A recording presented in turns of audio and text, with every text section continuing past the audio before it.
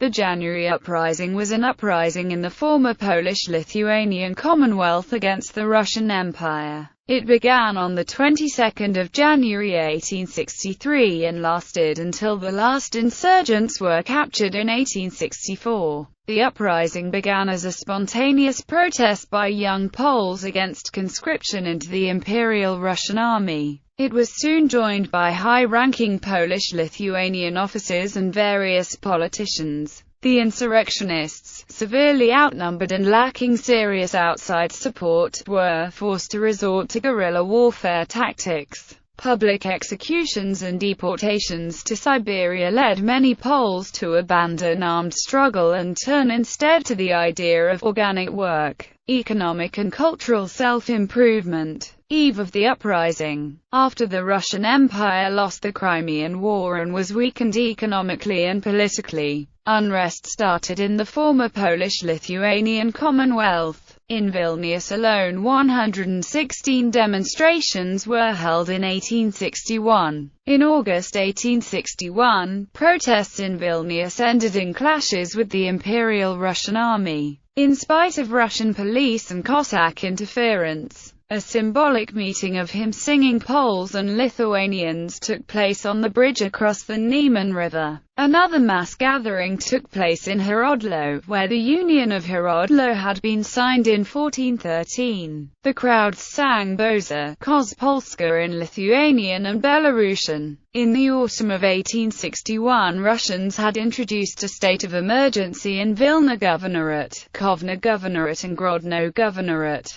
After a series of patriotic riots, the Russian Namestnikovs Alexander II, General Karl Lambert, introduced martial law in Poland on 14 October 1861. Public gatherings were banned and some public leaders were declared outlaws. The future leaders of the uprising gathered secretly in St. Petersburg, Warsaw, Vilnius, Paris and London. After this series of meetings, two major factions emerged. In 1862, two initiative groups were formed for the two components of the former Polish-Lithuanian Commonwealth. Uprising in the former Polish Kingdom. The uprising broke out at a moment when general quiet prevailed in Europe, and though there was a public outcry in support of the Poles, powers such as France, Britain and Austria were unwilling to disturb the calm. The potential revolutionary leaders did not have sufficient means to arm and equip the groups of young men who were hiding in forests to escape Alexander Wielopolski's order of conscription into the Russian army. Altogether about 10,000 men rallied around the revolutionary banner. They were recruited chiefly from the ranks of the city working classes and minor clerks, although there was also a considerable admixture of the younger sons of the Porsche and a number of priests of lower rank. To deal with these alarmed units, the Russian government had at its disposal an army of 90,000 men under General Ramsay in Poland. It looked as if the rebellion would be crushed quickly. The die was cast, however. The provisional government applied itself to this great task with fervor. It issued a manifesto in which it pronounced all sons of Poland are free and equal citizens without distinction of creed,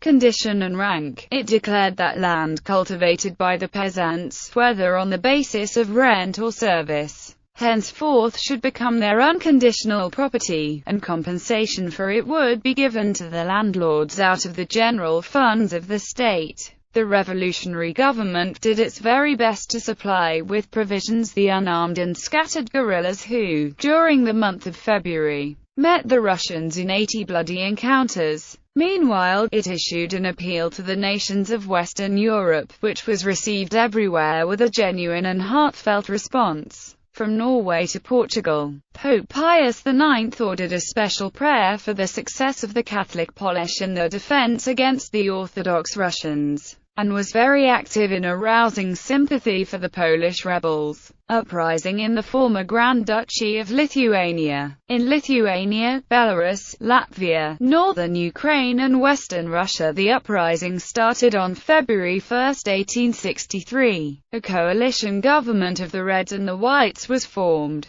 It was led by Zygmunt Sierakowski, Antanas Makevicius and Konstanty Kalinowski. They fully supported their counterparts in Poland and adhered to the same policy. Polish, Lithuanian and Belarusian insurgents were more numerous and a little better armed, but there were 135,000 Russian troops and 6,000 Cossacks in Lithuania and another 45,000 Russian troops in Volhynia. In every major military engagement of the uprising, insurgents were outnumbered at least 10-1. Insurgents of Szlachta background constituted 60% of the uprising's participants. The percentage of Catholics among the insurgents in Lithuania was 95%. The insurgents was not supported by the majority of the Orthodox Belarusian peasantry, who considered the Catholics to be their historical oppressors. Discussed during the first 24 hours of the uprising, armories across the country were looted.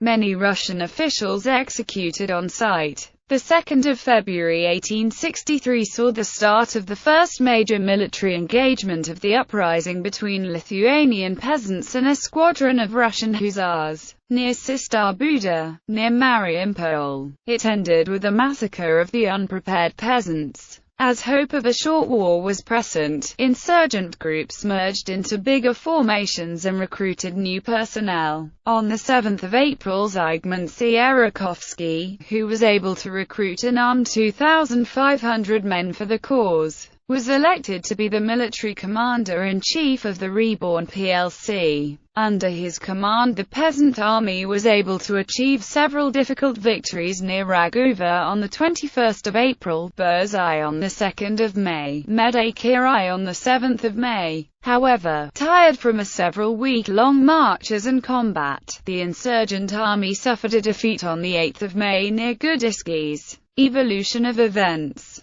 The provisional government counted on a revolutionary outbreak in Russia, where the discontent with the autocratic regime seemed at the time to be widely prevalent. It also counted on the active support of Napoleon III, particularly after Prussia, foreseeing an inevitable armed conflict with France, made friendly overtures to Russia in the Alvins-Leben Convention and offered assistance in suppressing the Polish uprising. On the 14th day of February, arrangements had already been completed, and the British ambassador in Berlin was able to inform his government that a Prussian military envoy has concluded a military convention with the Russian government, according to which the two governments will reciprocally afford facilities to each other for the suppression of the insurrectionary movements which have lately taken place in Poland and Lithuania. The Prussian railways are also to be placed at the disposal of the Russian military authorities for the transportation of troops through Prussian territory from one part of the former Polish-Lithuanian Commonwealth to another. This step of Bismarck led to protests on the part of several governments and roused the nations of the Commonwealth. The result was the transformation of the insignificant uprising into another national war against Russia. Encouraged by the promises made by Napoleon III, all nations, acting upon the advice of Vladislav Czartoryski, the son of Prince Adam, took to arms.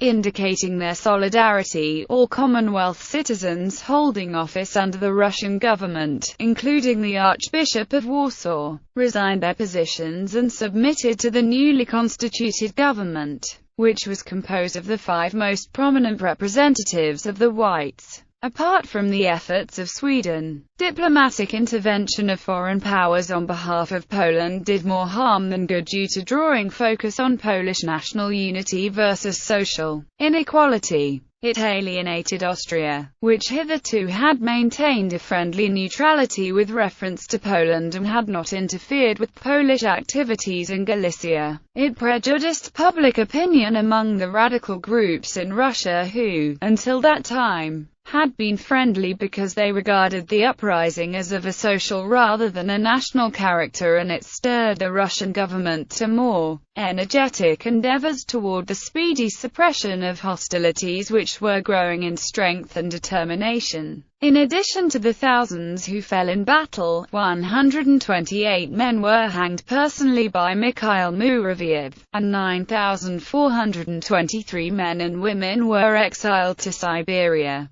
Whole villages and towns were burned down, all activities were suspended, and the Szlachta was ruined by confiscation and exorbitant taxes. Such was the brutality of the Russian troops that their actions were condemned throughout Europe, and even in Russia itself Muravyov became ostracized. The Reds criticized the Polish national government for being reactionary in its policy to provide incentive to Polish peasants to fight in the uprising. The government defended its inaction with hopes of foreign military aid promised by Napoleon III. It was only after Polish General Romuald Traugott took matters in his own hands to unite the classes under a national cause that the situation became brighter. On 27 December 1863 he enacted the decree of the former provisional government by granting peasants the land they worked on. This land was to be provided by compensating the owners through state funds. At the successful conclusion of the uprising, Traugott called upon all Polish classes to rise against Russian oppression for the creation of the new Polish state.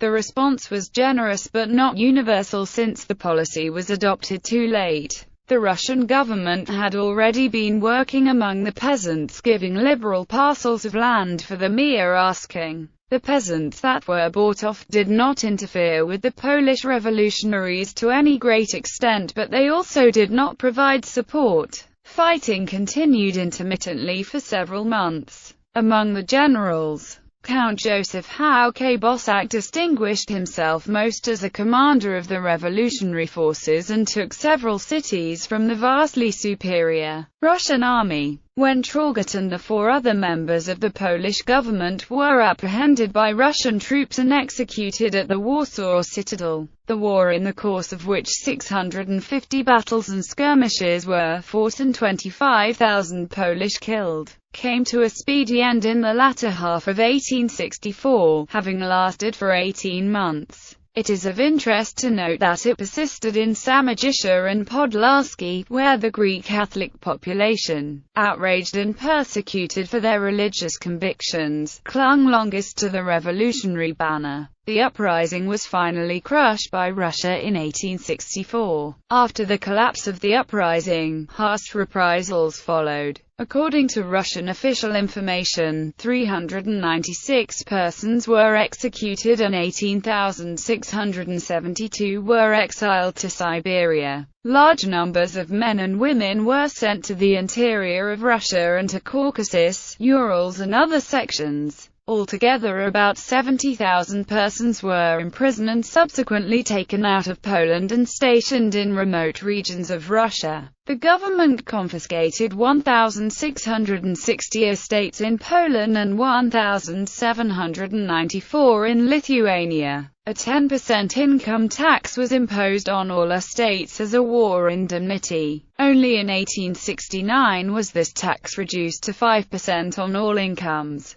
Serfdom was abolished in Russian Poland on 19 February 1864. It was deliberately enacted in a way that would ruin the Szlachta. It was the only area where peasants paid the market price in redemption for the land. All land taken from Polish peasants since 1846 was to be returned without redemption payments. The ex-serfs could only sell land to other peasants, not Szlachta. 90% of the ex-serfs in the empire who actually gained land after 1861 were in the 8 western provinces. Along with Romania, Polish landless or domestic serfs were the only ones to be given land after serfdom was abolished. All this was to punish the Szlachta's role in the uprisings of 1830 and 1863. Besides the land granted to the peasants, the Russian government gave them additional forest, pasture and other privileges, which proved to be a source of incessant irritation between the landowners and peasants in the following decades, and an impediment to economic development. The government took over all the church estates and funds, and abolished monasteries and convents. With the exception of religious instruction, all other studies in the schools were ordered to be in the Russian Russian also became the official language of the country, used exclusively in all offices of the general and local government. All traces of former Polish autonomy were removed and the kingdom was divided into 10 provinces, each with an appointed Russian military governor and all under complete control of the Governor-General at Warsaw. All former Polish government functionaries were deprived of their positions and replaced by Russian officials. This measures proved to be of limited success. In 1905, 41 years after Russian crushing of the uprising, the next generation of Poles rose once again in a new one. Famous insurgents: Franciszek Bohuszewicz, Belarusian poet and writer, one of the founders of modern Belarusian literature. Stanislaw Brzozowska was a Polish priest and commander at the end of the insurrection. Saint Albert Chmielowski, founder of the Albertine Brothers and Sisters. Konstanty Kalinowski was one of the leaders of Lithuanian and Belarusian national revival and the leader of the January uprising in the lands of the former Grand Duchy of Lithuania. Saint Raphael Kalinowski, born Joseph Kalinowski in Lithuania, resigned as a captain from the Russian army to become Minister of War for the Polish insurgents. He was arrested and sentenced to death by firing squad, but the sentence was then changed to 10 years in Siberia, including a grueling 9-month overland trek to get there. Apollo Korzeniowski, Polish playwright and father of Joseph Conrad. Antanas Makevicius, Lithuanian priest who organized some 250 men, armed with hunting rifles and straightened scythes. After a defeat near Vilkia, he was captured and taken to the prison in Kaunas. After Makevicius refused to betray other leaders of the uprising, he was hanged on December 28, 1863. Władysław Niegolewski was a liberal Polish politician and member of parliament, an insurgent in the Greater Poland uprisings of 1846 and 1848 and of the January 1863 uprising, and a co-founder of the Central Economic Society and the People's Libraries Society. Bolesław Prus, Polish writer. Aleksander Sochaczewski, Polish painter. Aleksander Łaskowski, President of Polish National Government. Captain Nemo was a Polish nobleman whose family had been brutally murdered by the Russians during the January 1863 uprising. Since France had only recently signed an alliance with Tsarist Russia, in the novel's final version Verne's editor, Pierre-Jules Hetzel, made him obscure Nemo's motives. In Guy de Maupassant's novel Pierre et Jean, the protagonist Pierre has a friend, an old Polish chemist that is said to come to France after the bloody events in his motherland. This story is believed to refer to the January uprising.